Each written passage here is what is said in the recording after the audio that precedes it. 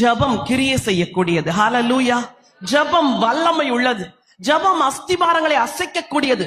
ஜெபம் வானத்தை திறக்கக்கூடியது. ஜெபம் மூடி கிடக்கிற சிறைச்சாலை கதவுகளை திறக்கும். ஜெபம் சங்கிலிகளை உடைக்கும். ஜெபம் ஆத்துமாக்களை விடுதலை செய்யும். ஜெபம் ரட்சிப்பை கொண்டு வரும். ஜெபம் சுகத்தை தரும். ஜெபம் புதிய வாசல்களை திறக்கும்.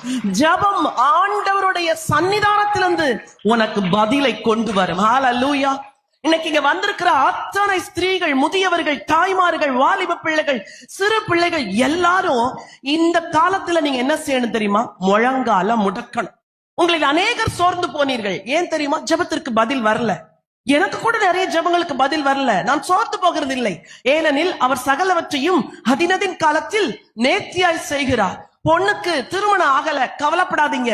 லேட்டா கல்யாணம் நடக்கிற பிள்ளைங்களா ரொம்ப ஆசீர்வாதமா இருக்கிறாங்க. அது தெரியுமா? அந்த பிள்ளைங்க கர்த்தருக்காய் காத்திருக்கிறதுனால ஆண்டவர் செக் பண்ணி பார்த்துட்டு என் பிள்ளை எதுலையுமே விழாம எனக்காய் காத்திருக்கிறதுனால I will give her my best என்று சொல்லி ஆண்டவர் சிறந்ததை கொடுப்பார். எத்தனையோ அம்மா மாருங்க பெண் பிள்ளைக்காய் ஜோமணி சோர்ந்து போயிருக்கிறீங்களா? இன்னைக்கு சொல்றேன், God will give the best to you. உங்களுக்கு சிறந்ததை ஆண்டவர் தருவார். விசேஷமானதை தருவார்.